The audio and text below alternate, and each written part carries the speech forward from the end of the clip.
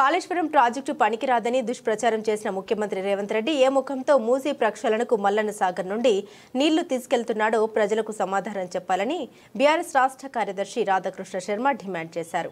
సిద్దిపేట జిల్లా కేంద్రంలోని MLA camp కార్యాలయంలో ఏర్పాటు చేసిన మీడియా సమావేశంలో పార్టీ నాయకులతో కలిసి మాట్లాడారు.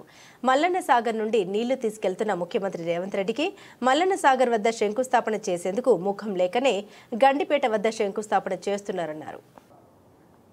మల్లన్న సాగర్ నుంచి నీళ్లు తీసుకుపోయేటువంటి రేవంత్ రెడ్డి మల్లన్న సాగర్ దగ్గర శంకుస్థాపన చేయక ముఖం లేక మల్లన్న సాగర్ అంటే మళ్ళా కాళేశ్వరమే అని కేసీఆర్ కనపడతాడనేటువంటి మొహం లేక ఈరోజు గండిపేట దగ్గర శంకుస్థాపన చేస్తుంది.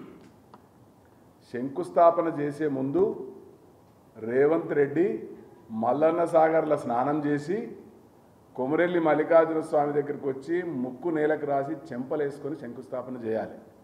ఎందుకంటే నేను చెప్పినవన్నీ అబద్ధాలు చెప్పినా నన్ను క్షమించు మల్లికార్జున స్వామి అని చెప్పి కేసీఆర్ గారు నన్ను క్షమించండి మీ మీద అబద్ధం మాట్లాడినా అని చెప్పి ముందు మల్లికార్జున స్వామి దగ్గర ముక్కు నాలుగు రాసిపోయి శంకుస్థాపన చేయాలని చెప్పి ఈ సందర్భంగా డిమాండ్ చేస్తాం. 94,000 కోట్ల రూపాయలతోని పనులు చేసినటువంటి కాళేశ్వరం ప్రాజెక్టులో 1,00,000 కోట్ల అవినీతి జరిగిందని చెప్పి ప్రజలకు అబద్ధాలను ప్రచారం చేస్తూ ఉన్నాడు.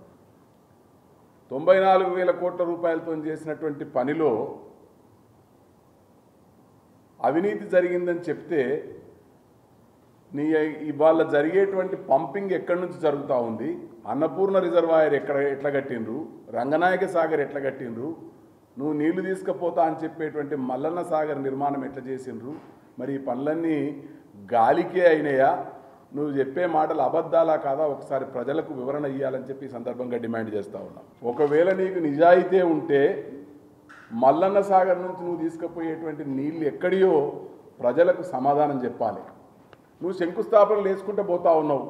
మొన్న జూన్ 6వ తారీఖు నాడు గంధమల్ల రిజర్వాయర్ కొబ్బరికాయ కొట్టినావు. ఇవాళ 7,500 కోట్లతోని హైదరాబాద్ తాగునీరు ఇస్తా అని చెప్పి హైదరాబాద్ తాగునీరు కోసం మూసీ ప్రక్షాళన కోసం నీళ్లు తీసుకుపోవటానికి శంకుస్థాపన చేస్తూ ఉన్నావు. మరి మొన్నటి గంధమల్లకైనా నేటి మల్లన్న సాగర్కైనా కాళేశ్వరం నీళ్ళే కదా, కాళేశ్వరం నీళ్లు అవునా కాదా ఒకసారి ప్రజలకు తెలియజేయాల్సినటువంటి అవసరం ఉంది. బాధ్యత కూడా ముఖ్యమంత్రిగా నీ మీద ఉందని చెప్పి మేము ఈ సందర్భంగా తెలియజేస్తూ ఉన్నాం. ఒకవైపు కాళేశ్వరం ప్రాజెక్ట్ ఏమో కూలిపోయిందంటావు, మరోపక్క కాళేశ్వరం ప్రాజెక్టుతోని నీళ్లు వాడుకోవడానికి ప్రయత్నం చేస్తూ ఉన్నావు. ఇది తల్లి పాలు తాగి రొమ్ము గుద్దే లక్షణం కాదా ఒక్కసారి చెప్పాలని చెప్పి డిమాండ్ చేస్తూ ఉన్నాం. తెలంగాణ సాగునీటి అవసరాలు తాగునీటి అవసరాలు తీర్చడం కోసం ముందు చూపుతోని కాళేశ్వరం ప్రాజెక్టును కేసీఆర్ గారు నిర్మించడం జరిగింది.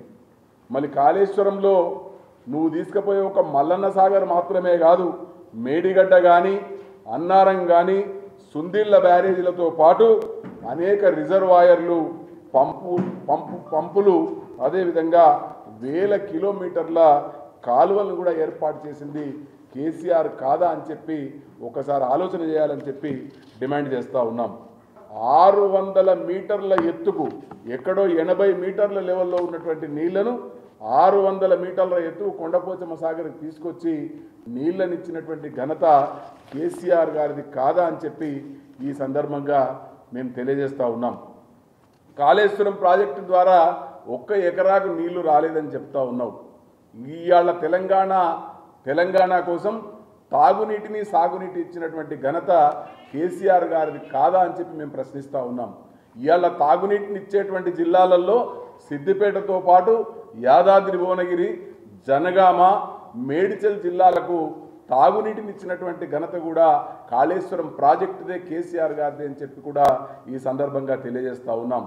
ఇవాళ కాళేశ్వరంలో భాగమైనటువంటి మల్లన్న సాగర్ నుంచి 20 టీఎంసీల నీటిని తీసుకోవటానికి నువ్వు ఇవాళ గండిపేట దగ్గర కొబ్బరికాయ కొడుతున్నావు.